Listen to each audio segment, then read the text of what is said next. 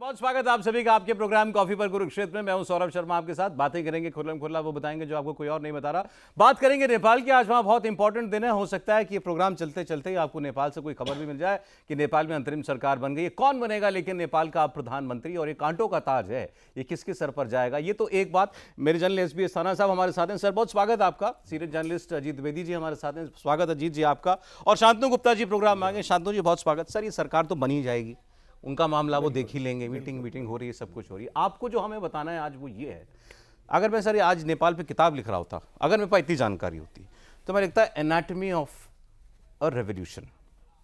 ये आंदोलन कहाँ से खड़े होते हैं, कैसे खड़े होते हैं, एक क्रांति की संरचना कैसे 2 दिन में क्रांति हो गई भी नेपाल में। मजाक है क्या सर? चुनी हुई सरकार और सब 2 दिन में देश खत्म, तबाह, भवन के भवन जलाए जा रहे हैं। आगजनी कैसे हुई, हिंसा किसने की? आज वही जनजी वाले पूछ रहे हैं सड़कों पर, मीडिया वाले उनसे पूछ रहे हैं भाई आग किसने लगाई, तो कह रहे हैं हम तो बड़े उदास हैं, हम तो ये करने के लिए नहीं आए। तो किसने लगा दी आग? फिर कौन लोग आ गए अचानक पूरा काठमांडू किसने फूंक डाला? और मैं तो अभी प्रोग्राम से पहले पूछ रहा था, ये सर सब अनुभवी लोग हैं, सर ने तो एक्सप्लोजिव हैंडल किए होंगे। सर हिल्टन होटल, इतने 12 मंजिल के होटल में आग लगाना मजाक बात है? मजाक नहीं ना। संसद भवन में 10 मिनट में आग लगा देना, राष्ट्रपति भवन हमारे कैमरे के सामने 5 मिनट में आग लगा दी, कैसे कर लेगा? This is not normal people. This is ये trained. बताता है कि कुछ था इसके पीछे, ये कुछ प्लान था इसके पीछे। इसीलिए मैंने कहा कि आज ये रेवोल्यूशन, सो कॉल्ड रेवोल्यूशन जो है, ये कैसे हो रहा है और इतने क्यों हो रहे हैं हमारे आसपास, इसकी भी हम लोग बात करेंगे। साथ साथ ये बात हो जाएगी कि प्रधानमंत्री कौन बनेगा आखिर वहां का। तो पहले खबरें आपको शेयर कर लेते हैं। सर आजकल हमारी भूमिका में आ गए हैं, पत्रकारों की भूमिका में खूब फोन लगाते हैं नेपाल में, इतने जनरलों से बात करते हैं वहाँ की। सर क्या खबर निकली आज की? अभी तक जहाँ तक नेपाल के लोगों के हिसाब से जो मेरी जितनी जानकारी है, तो मेरी जानकारी तो यही है कि ऐसा प्रतीत हो रहा है कि एक उनके सामने सबसे बड़ी खुशी की बात तो ये है कि प्रेसिडेंट ऑफिस इंटैक्ट है, और प्रेसिडेंट ऑफिस इंटैक्ट होने के कारण कोशिश ये की जा रही है कि विद इन कॉन्स्टिट्यूशन कोई ऐसा विकल्प ढूंढा जाए ताकि इंटरिम सरकार बन जाए और रोष भी शांत हो जाए। दोनों ही चीज़ें हैं। अब इसमें थोड़ी सी कॉम्प्लिकेशन है। अब कॉम्प्लिकेशन क्या है कि मैक्सिमम सपोर्ट तो है कार्की का, ये जो चीफ जस्टिस रही हैं। अब लेकिन ये पार्लियामेंट की मेंबर नहीं है, तो फर्स्ट रिक्वायरमेंट ये है कि इनको पार्लियामेंट का मेंबर बनाया जाए, तो वो राज्यसभा में नॉमिनेशन हो सकता है। ये अभी है अपर हाउस है सर? हाँ, अपर हाउस है और उस अपर हाउस में नॉमिनेशन हो सकता है, ये एक तरीका है। ओके। अब लेकिन उसमें प्रॉब्लम क्या आ रही है कि अगर आप पार्लियामेंट इंटैक्ट रखते हैं तो दैट मीन्स जितने पॉलिटिशियंस के खिलाफ गुस्सा था वो सारे के सारे पार्लियामेंट में मौजूद हैं। सही बात है। और इनको अगर ये चलानी है सरकार, तो वो उन सबके सहयोग से ही चलानी पड़ेगी। अब अगर उन सबके सहयोग से चलानी पड़े, फिर सबका फायदा क्या जो किया, तो ये सब तो गुस्सा फिर से भड़क सकता है। तो ये जो है ये इनको भी अनकंफर्टेबल लग रहा है, तो इसके ऊपर एक बातचीत चल रही है। जहाँ तक सेना का सवाल है, वो चाहती है कि भाई कॉन्स्टिट्यूशन, वो तो हर चीज़ हाथ में लेने के चक्कर में नहीं है। अभी उन्होंने क्या करा है, एक प्रोफेशनल सेना है, हम लोगों के उनके अफसर जो हैं, हमारे साथ ट्रेनिंग कर चुके हैं काफ़ी सारे लोग, तो उनका ये अंदाज़ा है कि भाई हमें लॉ एंड ऑर्डर सिचुएशन देखनी है। वो उन्होंने काफ़ी हद तक देख ली है, क्योंकि अभी की हालत में कोई वेंडलाइजेशन हो नहीं रहा है। अभी की हालत में रेस्ट्रिक्शंस है मूवमेंट पे, और रात को कर्फ्यू लगाने के भी अंदेशा है, और आज रात को भी शायद कर्फ्यू लगे। लेकिन अच्छा, दूसरी प्रॉब्लम क्या है कि जेन जी में भी थोड़ा सा बटाव हो गया है। यानी कि एक तो पहले तो ज़्यादातर सपोर्ट यही था कि कार्की बने जो चीफ जस्टिस हैं। अब थोड़ा सा ये भी लग रहा है कि नहीं, कुछ लोग बोल रहे हैं कि नहीं उनको बनना चाहिए जो सीईओ थे बिजली वाले, कुलमान सिंह। हाँ, और जो दूसरे हैं, एक जो मेयर थे काठमांडू के, उनकी तरफ भी कुछ है। तो अब कुछ ये नाम भी सामने आ रहे हैं, और इनके छोटे छोटे ग्रुप हैं, वो भी धमकी दे रहे हैं कि नहीं, अगर आपस में भी कुछ अभी आपस में असहमति है। So that means entire gen Z is not in one page. मैंने तो ये सुना सर, आज दिन में किसी ने खबर बताई कि राष्ट्रपति जो है, अब राष्ट्रपति पौडेल साहब, अब वो पुराने नेता हैं, तो वो अड़ गए हैं कि मैं तो कस्टोडियन ऑफ कॉन्स्टिट्यूशन हूं और मैं कोई ऐसा काम नहीं करूंगा जो संविधान के खिलाफ जाए, चाहे गोली मार दो मुझे, ऐसा किसी ने बताया। जब उनसे कहा ना कि आप संसद भंग कर दीजिए, संसद भंग करते ही सारी रिस्ट्रिक्शन खत्म हो जाएंगी, बना दो आप सुशीला कार्की को। उन्होंने कहा ये मैं नहीं करूंगा। सो माना जा रहा है कि वो शायद भंग करना नहीं चाहते संसद को, नहीं तो ये काम और आसानी से हो जाता। तो एक ये पेचा आपने बिल्कुल ठीक कहा, कई सारे लोगों के नाम आ गए हैं इसमें। सुशीला कार्की फ्रंट रनर हैं, इनको बालेन शाह और जो सुदान गुरुंग, दूसरा एक बहुत नाम चल रहा है, हामी नेपाल एनजीओ वाला, वो व्यक्ति, उस पर हम लोग आज लंबी बात करेंगे, वो उसमें बहुत शेड्स ऑफ ग्रे हैं उस आदमी में, जितनी बातें सब आई हैं सामने। उसने अब उसका अभी एक वीडियो वायरल हुआ, आज हम दिन में दिखा भी रहे थे। वो कह रहा है कि सुशीला कार्की को बनाओ, राष्ट्रपति को बोलो, संसद, एक फोन पे एक आर्मी ऑफिसर से बात कर रहा है, जल्दी करो नहीं तो मैं गोली मार दूंगा और खुद को भी गोली मार लूंगा, सारे नेताओं को गोली मार दूंगा। फिर कहता है ये राष्ट्रपति को, पटेल को सड़कों पे दौड़ाऊंगा मैं अगर नहीं बनाया सुशीला सब कार्की recorded को। फोन पे हो रहा है, कैमरे पे हो रहा है। यही है सुशीला। ये सुशीला है, ये बीरेन शाह है, वो उनकी सुदान गुरुंग की फोटो नहीं लगी यहाँ पर। तो ये लोग तो नायक हैं माय गॉड। जेनजी के। अच्छा, मेरा सवाल ये भी है, ये अचानक कहाँ से आ गए? फर्स्ट डे जब ये शुरू हुआ था, मुझे याद है हम लोग टीवी पर ही बात कर रहे थे, सब सीनियर जर्नलिस्ट थे। एप्स के बंद होने पे। हाँ ना, नहीं, सबने कहा यार तो फेसलेस रेवोल्यूशन होता है, ये तो यूथ है, ऐसे ही निकल आते हैं, ये तो एक कॉल पर सोशल मीडिया पर निकल आते हैं, इनके लीडर कोई नहीं होते। फिर कहाँ से पैदा हो गए लीडर? ये अगले दिन कहाँ से पैदा हो गए इतने लीडर? अच्छा, ये कैसे नाम आ गया सुशीला कार्की का? ये मेरे सच में मेरे सवाल है सर, आपको लगेगा कि ये थोड़े मासूम सवाल है, लेकिन कहाँ से पैदा हो गए नेता ना? कैसे रायशुमारी हो रही है सुशीला कार्की के नाम पर? किसने वोटिंग की? ठीक बात है। ये लाखों लोग सड़कों पे थे, कहाँ से आया नाम? ये मासूम सवाल नहीं है, बहुत सीरियस सवाल है।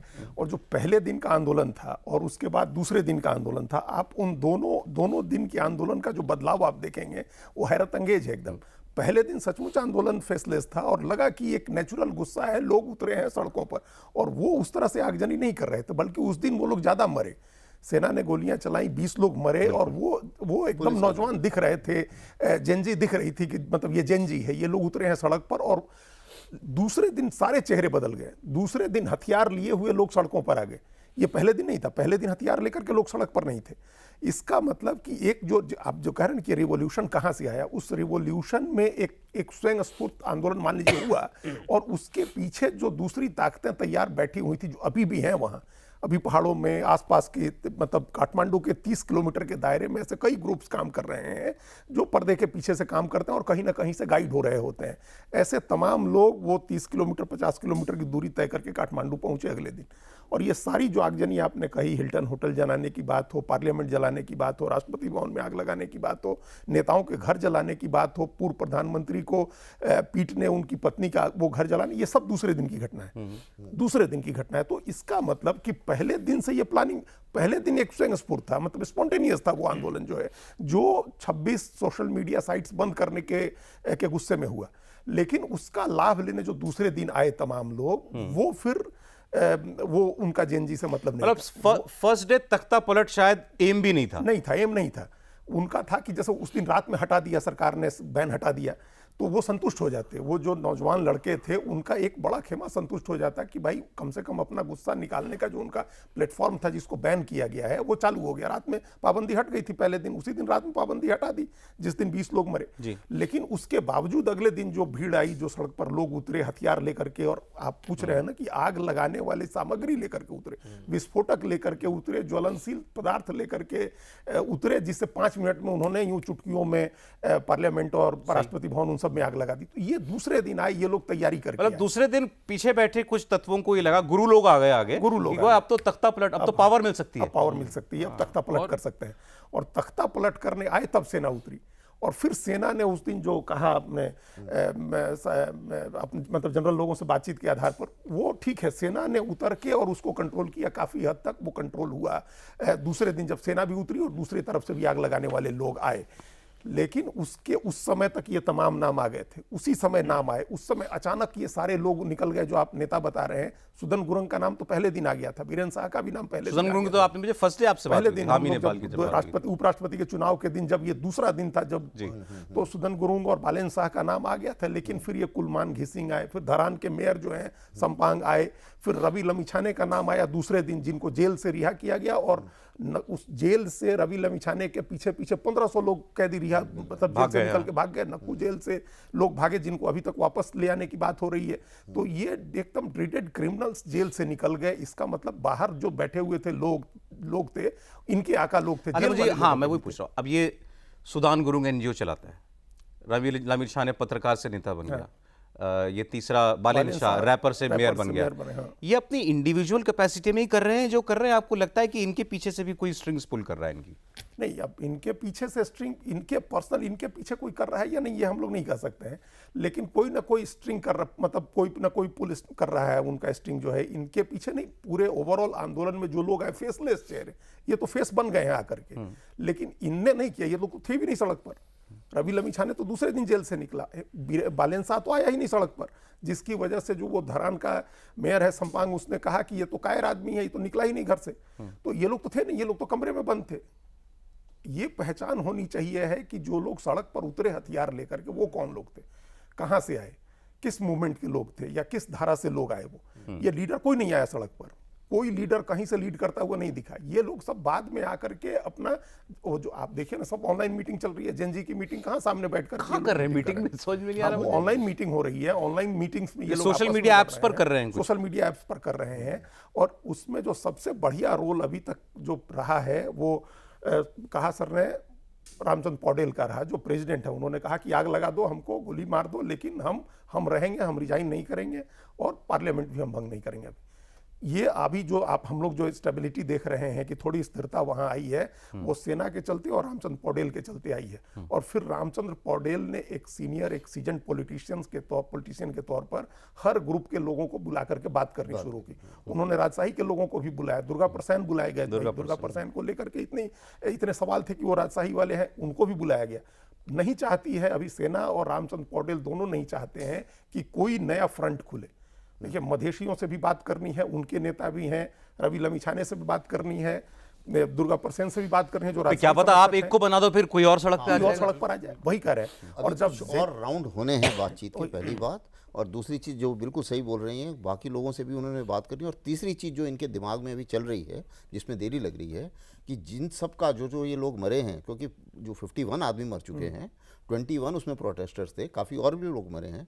और इन्वेस्टिगेशंस भी, जो ये बात जो आप बिल्कुल सही बोल रहे हो कि ये तत्व आए तो आए कहाँ से, इसके ऊपर आर्मी चाह रही है कि इसका इन्वेस्टिगेशन भी किया जाए कि आए तो ये हैं कौन। तो इस इन्वेस्टिगेशन के ऊपर भी एक गठन होना है, एक कमेटी का, और उस कमेटी के ऊपर भी बातचीत चल रही है। शांतनु जी, 2 दिन में चली जाती सत्ता, देख लिया हमने आंखों के सत्ता नहीं, मतलब पूरा देश ही, मतलब ऐसा हिल जाता है। सत्ता तो गया, देश हिल गया। उसके सारे सरकारी इंस्टीट्यूशन जो सिंबल होते हैं पार्लियामेंट से लेकर, और अगर आप तीनों चारों स्टडी करें तो एक बिल्कुल ब्लूप्रिंट है। पहले एक कारण ढूंढो जो एक नेचुरल कारण लगे, जैसे श्रीलंका में हाई इन्फ्लेशन, बांग्लादेश में कि चुनाव की लेजिटिमेसी, यहाँ पे ऐप्स बंद कर दिया, जो किसी भी नॉर्मल को लगेगा होना चाहिए। और उसके बाद पहले नॉर्मल सड़कों पर लड़कों को निकालो, किसी ऐप के थ्रू निकालो। अरब स्प्रिंग में भी ऐसे होता था। उसके बाद अगली बार उसको टेक ओवर कर लो, उसमें चाहे कैदी बाहर आ जाए, आप बिल्कुल ट्रेंड लोग आ जाएं। फिर जो नेता ये चिन्हित थे पहले से, ऐसा नहीं आज निकल के आ गए, चिन्हित थे कि ये 4-5 को मैं पपेट बना सकता हूँ। अब इनमें से जो भी बन जाए, मैं तो ये कोई भी बन जाए उनको लड़ने, तो मैं जो बनेगा उसको पपेट बना दूंगा। मेरे ये 4-5 पपेट हुए, और इतना डर पैदा कर दिया है कि अब कोई ज़्यादा आउट ऑफ लाइन जाएगा भी नहीं, कि नहीं तो उसके साथ भी ऐसा हो सकता है। उसके बाद मैं पपेट बना दूंगा, जो हमने देखा है बांग्लादेश में कैसे हो रहा है। वो व्यक्ति नोबेल प्राइज लॉरिएट है, जिस तरह की बातें कर रहा है वो, मैं तो उनसे मिल चुका हूँ एक बार, मैं जब यूके में पढ़ता था। वो यूके में आते थे, वो नॉर्मल सेलिब्रिटी थे, वो स्पीकर थे। हम लोग ये जो क्या कहते हैं, ग्रामीण बैंक उनका फॉर्मेशन है, जो क्रेडिट लेंडिंग होती है गांव पे, उनका वो है। तो 10 साल 15 साल पहले वो डेवलपमेंट प्रोफेशनल थे, तो डेवलपमेंट प्रोफेशनल पॉलिसी में वो आया करते थे।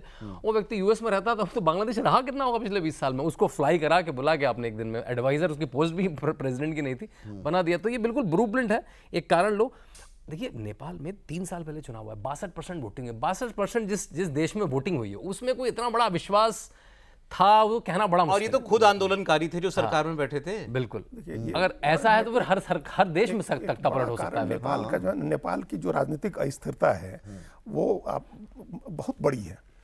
जब 90 में 91 में, जब से ये डेमोक्रेसी की, पार्लियामेंट्री डेमोक्रेसी की बातें हो रही हैं, राजशाही 2008 में खत्म हुआ, लेकिन 90 से आप देखिए 30 सरकारें बनी हैं 35 साल में, 30 प्रधानमंत्री बने हैं।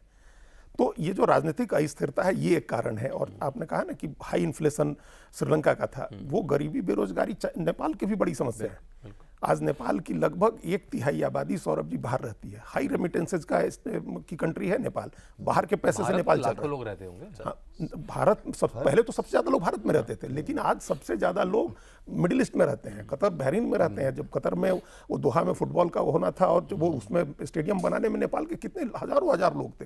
ये दुनिया के हर देश में जा करके अब नेपाल के लोग, भारत में तो आना कम हो गया। तो ये जो गरीबी है वहाँ, ये जो ऊपर से वहाँ बेरोजगारी, हाई अनएम्प्लॉयमेंट का रेट है, और ऊपर से पॉलिटिकल इनस्टेबिलिटी है कि हर साल प्रधानमंत्री बदल जाता है। एक तो नेपाल में 4, 5, 8 पता नहीं कितनी कम्युनिस्ट पार्टियां हैं, मार्क्सिस्ट लेनिनिस्ट अब अलग क्या है। गारंटी नहीं बदलेगा प्रधानमंत्री? मैं कोई गारंटी हाँ, वही कोई गारंटी नहीं आप है। फिर इलेक्शन कराओगे ये- आप, उसके बाद कैसे आप ये अभी जो खड़ग प्रसाद ओली भागे, ये तो अभी 4 साल पहले फिर थे, जब भारत से लड़त, जब इन्होंने नक्शा बदला, एकदम अल्ट्रा नेशनलिस्ट आदमी जिसने अपना नया नक्शा पास कराया पार्लियामेंट से, और उस नक्शे में भारत के 3 बड़े हिस्से, लिपुलेख और लिम्पियाधुरा और काला पानी जैसा इलाके, हम लोगों के इलाके अपने नक्शे में दिखा करके अल्ट्रा नेशनलिस्ट आदमी, और ये हर चीज को कंट्रोल करने वाला आदमी जब हट गया, फिर वापस हटे, फिर वापस बने, और कम्युनिस्ट पार्टी और नेपाली कांग्रेस दोनों मिलकर सरकार चला रहे। हाँ। मतलब शेर बहादुर देउबा भी है, और अब इस बार प्रचंड नहीं है, उनकी भी एक कम्युनिस्ट पार्टी है, वो अलग एक अपनी कम्युनिस्ट पार्टी उनकी है, वो नहीं है इस कम्युनिस्ट पार्टी के साथ। यहाँ कांग्रेस है। अब वहां क्या होगा, वहां के पूरे पॉलिटिकल सेटअप का क्या होगा? कोई में डाल देंगे सब? ये असली सवाल है, ये बड़ा सवाल है कि अब पूरी जो पॉलिटिकल सेटअप है, पूरा पॉलिटिकल सेटअप है, जो पुराने लीडर हैं वो क्या करेंगे, वो क्या करेंगे? अभी क्या ऐसा होगा कि अगर चुनाव होगा, चुनाव तो होना है, इंटरिम गवर्नमेंट बनेगी, जो अभी वहाँ जो कॉन्स्टिट्यूशन है उसमें ये है कि हम लोग की तरह नहीं है कि बिना एमपी हुए आप प्राइम मिनिस्टर बन जाए, वो नहीं होता है। वहाँ आपको इंटरिम बनना है तो पार्लियामेंट अगर एग्जिस्ट करती है तो आपको एमपी होना होगा प्राइम मिनिस्टर बनने के लिए। ये एक सुशीला कार्की के रास्ते में ये बाधा थी। तो अगर वो बन भी जाती हैं, बन ही जाएंगी, जैसा उन पर सहमति बन रही है, तो चुनाव तो कराना है। उस चुनाव में क्या ये तमाम जो कम्युनिस्ट पार्टियां हैं, जो सीपीएन, एमएल और एनसी और जितनी सब, कई कांग्रेस पार्टी है, कई कम्युनिस्ट पार्टी है, बैन तो करनी दोगे नहीं? ये सारी पार्टियों का क्या करेंगे? ये सारी पार्टियां तो खत्म नहीं हो जाएंगी ना। और ऐसा तो नहीं होगा कि एकदम जेन जी का नेतृत्व आ जाएगा, जैसे हम लोग देखे थे कि प्रफुल्ल महंता के नेतृत्व में 26 साल और 25 साल का आदमी एमए पढ़ रहा है और पीएचडी कर रहा है और आगे गृह मंत्री बन गया, मुख्यमंत्री, प्रधानमंत्री। ऐसा तो होगा नहीं। ये कैसे होगा? फिर कैसे उस लीडरशिप को? इसलिए हम कह रहे थे कि जो सेना और राष्ट्रपति जो काम कर रहे हैं ना, वो फिजल आउट होने देना चाह रहे हैं चीजों को, कि चीजें जो हैं स्मूथ हो जाएं। और जब चीजें स्मूथ हो जाएंगी फिर दोबारा आंदोलन। मैं तो कह रहा हूं चुनाव में ओली की पार्टी फिर जीत गई तो? हाँ, वही, अगर भाई क्या होता है, कितनी सीटें हैं वहाँ, 311 एक में और एक में कुछ 59-60। अब उसमें आपको अभी जो सरकार है ओली की पार्टी, कितना 18 तो थे एमपी, पर अब 18 एमपी है, आपको 11-16 दूसरे का मिल गया, आप आकर के प्रधानमंत्री हो गए। तभी तो हर साल बदलते हैं लोग।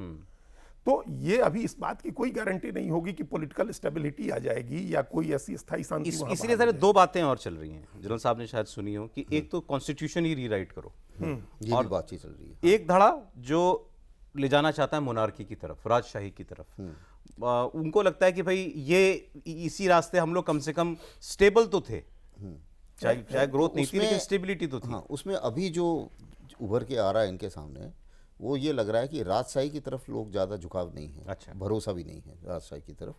कॉन्स्टिट्यूशन बदली करने के लिए इसकी तरफ लोगों का झुकाव नज़र आ रहा है, स्पेशली मतलब जो ये यंगस्टर्स हैं जिन्होंने इसको करा है, और जो भी बातचीत चल रही है उसके बारे में। लेकिन कॉन्स्टिट्यूशन बदलना या कॉन्स्टिट्यूशन नया बनाना वो इतना, और ना तो इतना आसान है, और बड़ा लंबा काम, और ना यूं ही हो जाएगा। हाँ, और ना ही वो यूं ही हो जाएगा। तो वो प्रैक्टिकल बात है नहीं, जो वो प्रैक्टिकली हो नहीं सकता वो। तो अभी को कोशिश यही है बिल्कुल सब ऐसे माहौल में, उसके हाँ, लिए तो और बहुत वो भी ऐसे सामंजस्य माहौल चाहिए। में। मतलब अभी देखिए कमेटी इतना बैठनी नुकसान हो constitution गया है, की। जैसा आपने बताया $61 बिलियन का नुकसान हो गया है, इतना ज़्यादा इतने ज़्यादा लोग मर चुके हैं। तो अभी मुझे अभी कोशिश तो मेरे विचार से जो प्रेसिडेंट है और जो आर्मी है उनकी कोशिश ये है कि किसी तरीके से इसको टेम्परेचर को नॉर्मल होने दो, और टेम्परेचर नॉर्मल होने के साथ साथ बाकी सबसे बात भी करो, ताकि कोई ये ना समझे कि भाई वो पॉलिटिकल पार्टी से भी बात कर रहे हैं, ऐसा वो तो बात जैसे दूसरे के सारे छुपे बैठे हैं। हमें लग रहा है कि कोई इनकी आपस में कोई फ्रिक्शन है, 2 गुटों की नहीं बन रही आपस में, इसीलिए कोई फैसला नहीं हो रहा। ऐसा हो सकता है कि जानबूझ के टाइम भी ले रहे हो? नहीं, डिस्कशन तो सबसे कर ही रहे हैं। हाँ, डिस्कशन तो सबसे कर ही रहे हैं, बिकॉज ये जटिल चीज़ें हैं, बहुत मुश्किल काम है अभी, कि अगर आप कॉन्स्टिट्यूशन को बिना डिस्टर्ब करे आप किस तरीके से नई गवर्नमेंट बनाएं, और वो भी जब साके बाकी पार्टियां तो मौजूद हैं ना, फिजिकली तो मौजूद हैं, अब वो छुपे बैठे हैं वो बात अलग है, लेकिन उनसे भी हैं मिल तो, रहे हैं राष्ट्रपति, हाँ, उनसे भी मिल रहे हैं, उनसे भी मिल रहे हैं, वो भी आर्मी के छत्र छाया में आके मिल पा रहे हैं, ऐसी बात नहीं है कि वो मिल नहीं रहे। ये बात भी जब आपने कही है कहाँ, वो कहाँ है ओली साहब, एक्स प्राइम मिनिस्टर कहाँ है, कहाँ गायब कर दिया सेना ने? ओली मतलब जो ओली है, केपी शर्मा ओली हैं और उनकी पार्टी के लोग हैं, इनके बीच कम्युनिकेशन बंद कर दिया गया है। अच्छा, हाँ, ये काम सेना ने किया है कि इनके ओली को कहा वो हाँ, ओली कि आप किसी से बात नहीं कर सकते। अपनी पार्टी के लोग आपसे कम्युनिकेट मत करें, और उनकी पार्टी के लोगों को बैरक्स में रखा गया है सेना के, क्योंकि उनसे सबसे ज्यादा गुस्सा है शेर बहादुर देवबा, जो लोग सत्ता में थे, मतलब नेपाली कांग्रेस के नेता, से प्रोटेक्शन के लिए भी है, प्रोटेक्शन के लिए उनकी पता है कि भाई मार जाएंगे नहीं। शेर बहादुर देवबा जो नेपाली कांग्रेस के नेता हैं, और ये जो कम्युनिस्ट पार्टी के ये अपना यूनिफाइड मार्क्सिस्ट लेनिनिस्ट के नेता जो हैं सर ओली के की पार्टी के, इन सबको रखा गया बैरक्स में, और आपस में कम्युनिकेशन बंद कर दिया गया है कि ये लोग भड़काएं नहीं, क्योंकि इनके लोग भी सड़क पर आ रहे थे, सड़क पे आ सकते, हाँ आ रहे थे, इनके लोगों ने आना शुरू कर दिया था।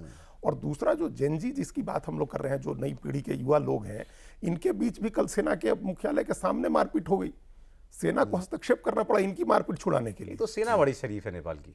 हाँ, नहीं तो बांग्लादेश की तरह वो कब्जा कर लेती। ठीक बात कर रहे हैं। ये आसिफ साहब ने कहा ना, ये इंटरेस्ट नहीं शो कर रहे कि हमको कि पावर, हमको पावर, वो नहीं कर रहे। अभी तो वो कर रहे तो कौन रोकेगा? मैं वही तो बता रहा हूँ ना, भारतीय फौज के साथ ट्रेनिंग करी है सबने, सारे ऑफिसर्स ने, काफ़ी कोर्सेज हमारे साथ करते हैं वो, और एक प्रोफेशनल आर्मी है।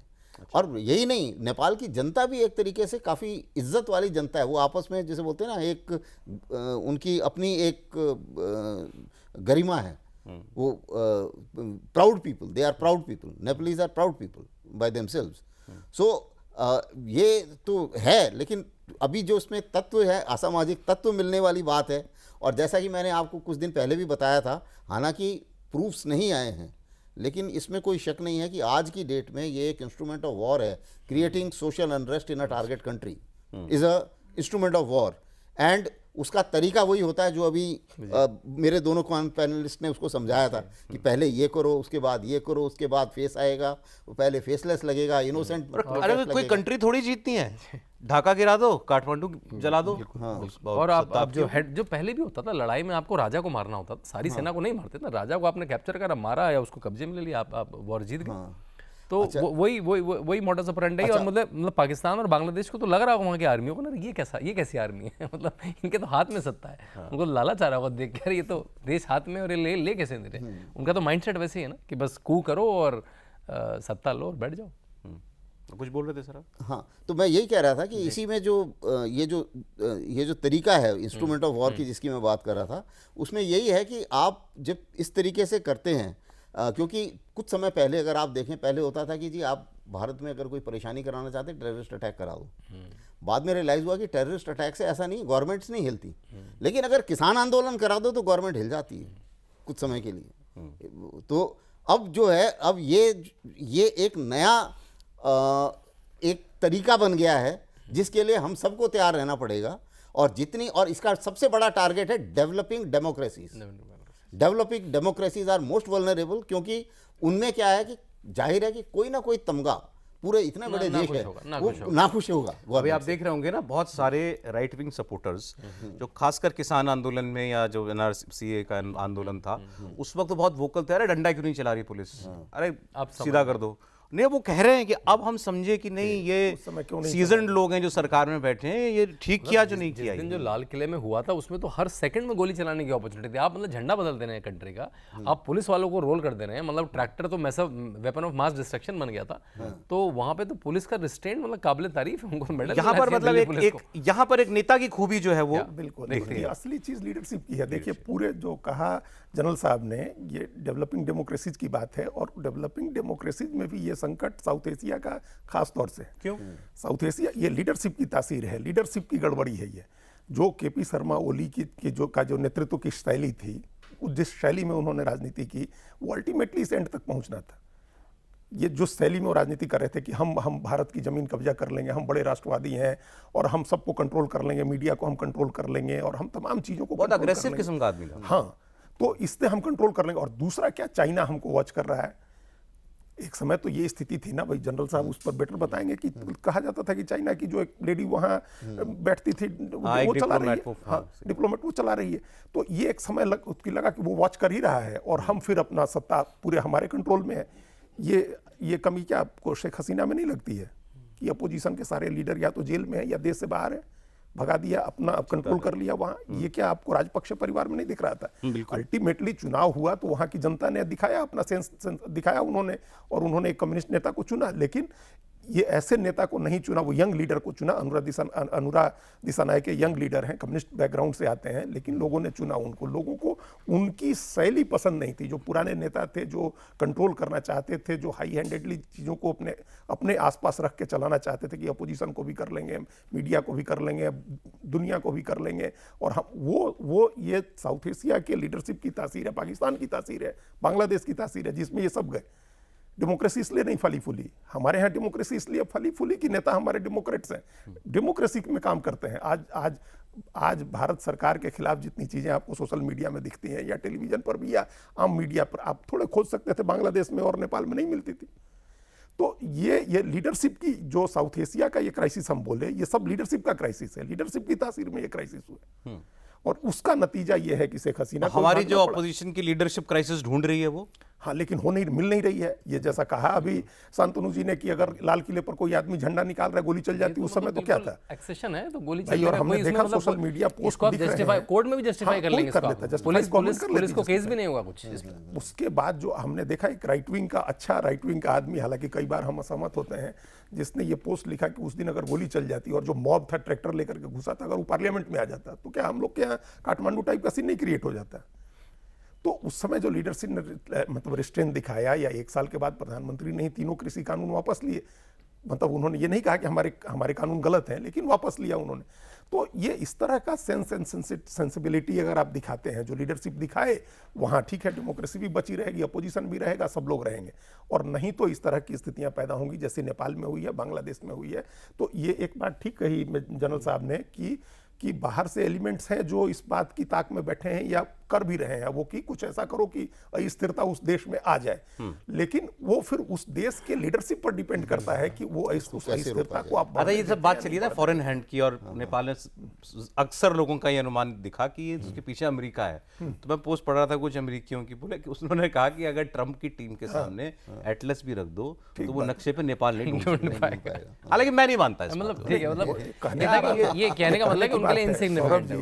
वहाँ का जो एजेंसी है CIA, उसको जरूरी नहीं है कि वो राष्ट्रपति से परमिशन लेकर के करे, या वहाँ का जो डीप स्टेट है उसको किसी से परमिशन लेने की जरूरत नहीं होती है। हम बार बार एक बात याद दिलाते हैं, जब सोवियत संघ का विखंडन हुआ था तो उस समय जो CIA के चीफ थे उनसे पूछा गया था एक BBC के इंटरव्यू में कि अब क्या करेगी CIA? भाई आपका तो सबसे बड़ा प्रोजेक्ट था वो पूरा हो गया, सोवियत रूस विखंडित हो गया।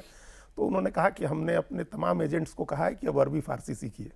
अच्छा। तो उस समय पता था CIA के एजेंट को कि अगला 30 साल या 50 साल हमको उस इलाके में लड़ना है जहां अरबी फारसी बोली जाती है। तो उस डीप स्टेट को या वहां की एजेंसी को, राष्ट्रपति के कोई भी राष्ट्रपति हो, उसका अपना काम चलता रहता है। इसलिए अगर कोई आदमी अगर इसके भी सबूत खोज करके ले आए या तार जोड़े तो वो कोई हैरानी की बात नहीं होगी अगर कोई तार निकल जाए किसी के साथ भी। हम ये नहीं करें उसी देश के साथ, किसी देश के कहीं से भी, किसी डीप स्टेट के साथ। भाई टूल किट हम लोग का भी खोजा जा रहा था। नहीं, वो किसी भी आंदोलन का जो शिकार होता है वो तो उसकी तह में जाने की कोशिश करता ही है कि भाई क्या, भाई कांग्रेस पार्टी वाले क्या कहते हैं, ये अन्ना आंदोलन तो इसके पीछे तो संघ था, ठीक बात, इसके पीछे तो RSS थी, वही बताते हैं ना। कोई और खोजने थोड़ी गया कि अन्ना आंदोलन इतना बड़ा क्यों हो गया।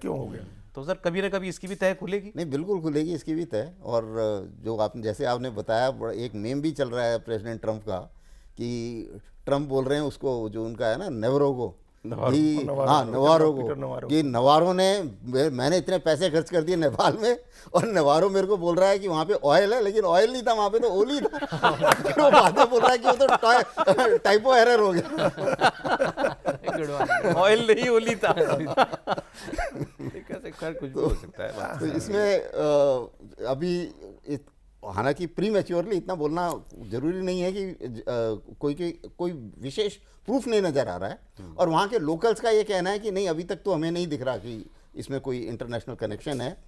लेकिन जो ये भी अचंभे की बात है, जैसा कि आपने शुरू में बोला कि भाई अचानक से इतना बड़ा आंदोलन हो जाए और ये जितनी भी बड़े बड़े संस्थान जलाने के लिए भी पूरी तैयारी करनी पड़ती है भैया, एमुनिशन चाहिए, पैसा चाहिए, इन सबको इस इतने बड़े मास गैदरिंग को ऑर्गेनाइज करने के लिए पैसा चाहिए होता है। बिना पैसे के इतना बड़ा सर हम आंदोलन सबने अन्ना आंदोलन तो देखा ही है ना, सभी लोग जाते थे रामलीला मैदान में। हाँ बिल्कुल आदमी चुपचाप जाता था, चुपचाप वापस आ जाता था, और कोई हो अल्लाह हुल्लड़बाजी भारत कुछ के नहीं। झंडे लहरा रहे थे। भ्रष्टाचार भाई के ऊपर था। दिल्ली कैपिटल सिटी लाखों लोग इकट्ठा हो गए थे, रामलीला कोई मैदान प्रॉब्लम में नहीं बिल्कुल हुआ। heart of the सबके हाथ में भारत के झंडे होते थे, तिरंगा लेकर के जाते थे लोग। वो कोई ऐसा सेंस नहीं था कि ये आंदोलन देश के खिलाफ है, सरकार के खिलाफ है। सरकार करप्शन के तो जितने बड़े आरोप अभी हम लोग नेपाल में सुने, उसी तरह के आरोप यहाँ भी लगे।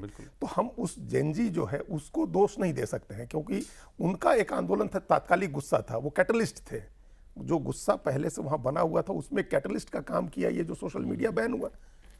तो उस बैन के बाद जो चीजें हुई हैं ना, जो लोग उतरे हैं, जो हथियार लेकर के आए हैं लोग, जो ग्रुप्स आए हैं, जो पुराने लोग, या कई अभी क्या स्थिति है वहाँ नेपाल में, जो क्रांति चलती थी बरसों तक, आप देखे क्रांति चली, सब और प्रचंड भी लड़ते थे, उनकी भी सेना थी, सबकी गुरिल्ला सेना थी। तो वो सारी सेनाएं खत्म नहीं हुई, अभी पहाड़ों में हैं, छोटी छोटी जगहों पर वो उसके लोग हैं। इसमें मैं बहुत मजे की बात बताऊंगा। जब मैं यूके में पढ़ता था तो हमारे एक प्रोफेसर प्रचंड के कंसल्टेंट थे यूके। अच्छा। जब मैं IDS से पढ़ता तो मैंने पूछा, प्रचंड तभी 2008-9 में पहली बार प्रधानमंत्री बने थे। मैंने पूछा उनकी जो गोरिल्ला सेना उसका क्या होगा, क्योंकि भाई आप एक वॉर लड़ रहे हैं, अब आपका आदमी प्रेसिडेंट बन गया तो आप क्या करेंगे। सही बात तो he said he has to fudge it, he has to create, मतलब कुछ फालतू के कारण बताने पड़ेंगे उनको, कुछ तो उन्हें एंगेज करना पड़ेगा। तो ये बहुत सारी सेनाएं हैं वहाँ पे, हर आदमी के पास। और जब वो सत्ता पाया जाता है तो वो क्या करता है, वो कुछ या तो वसूली करना शुरू कर देगा वो।